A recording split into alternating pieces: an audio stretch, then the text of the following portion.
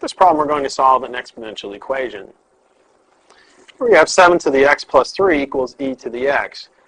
We might try to get the same base on both sides so that we could set the powers equal to each other. There's really no way we're going to be able to get 7 and e to be the same base in any nice way. So another trick that we can do is to take the log of both sides, but we'd like to do it in a way that we can get rid of one of these exponentials. So we're going to take the natural log of both sides, since e is the natural exponential and they have the same base. The natural log of 7 to the x plus 3 then will equal the natural log of e to the x. And we have to be careful. We can't just always take the natural log of both sides because the natural log can't be taken of a negative or 0. But we know in both cases that these are never 0 and they're never negative, these exponentials. So it's okay to do that. The natural log of 7 to the x plus 3, using our rules for logarithms, this x plus 3 power will come out in front. So we'll have x plus 3 times the natural log of 7. Now here we're taking the natural log of e to the x. Since the base of the natural log is e, these cancel each other because they're inverse functions and we just get x. Now we're going to try to isolate the x terms together, so we need to distribute. We'll get x times the natural log of 7 plus 3 times the natural log of 7 equals x. We're bringing this x over. X times the natural log of 7 minus x. And then we're going to bring 3 natural log of 7 to the other side, so we'll have minus 3 natural log of 7 on the right. Factor out an x. So x times the natural log of 7 minus 1. Note that it's not 7 minus 1, it's the natural log of 7 minus 1. So this is separate. Equals negative 3 times the natural log of 7. We're going to divide both sides by this quantity in parentheses. So we'll have x is equal to negative 3, which is the natural log of 7, over the natural log of 7, we'll put that in parentheses, minus 1. We put that in parentheses to make sure we're clear that the minus 1 is separate from the logarithm. Now this is an exact answer. If we wanted to get the approximate answer, we could put this in our calculator. We could also rewrite this in another form. Since we have a negative up here in the numerator, we could actually distribute that into the denominator and rewrite this as 3 natural log of 7 over 1 minus the natural log of 7. That also helps keep it clear that the 1 is not part of the natural log. If we do put this in our calculator, we'll get that the solution is roughly negative 6.172.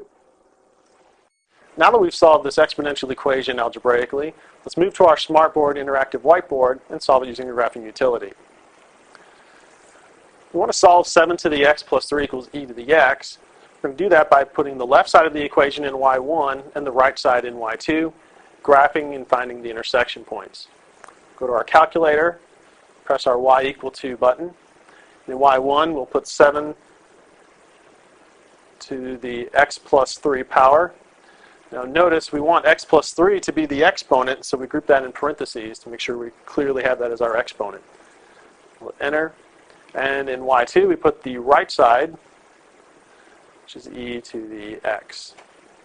And we're going to graph that on our standard viewing window between minus 10 to 10 in both directions.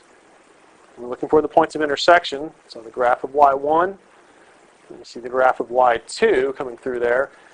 Looks like there might be an intersection point someplace in the middle here.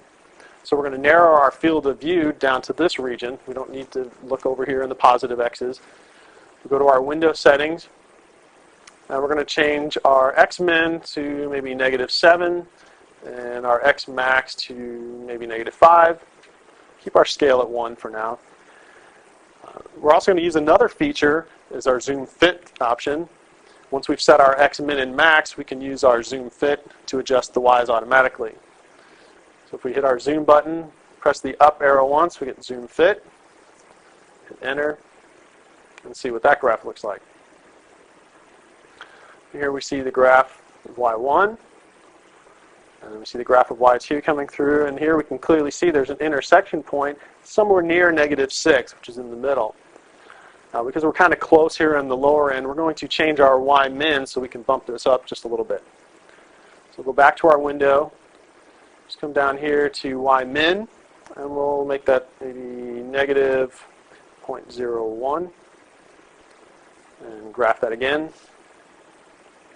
Here we have the graph of y1. You can see the graph of y2 coming through, and again we see that intersection point somewhere around -6. So we'll go to our calc menu, pick option 5 for intersect. First curve is y1, so we'll hit enter. Second curve is y2, hit enter again. And our guess, it actually looks like we're pretty close to our guess, so we'll just hit enter. And we see that we get an intersection point roughly at -6.17. So we drag that over. Make that graph a little bit bigger.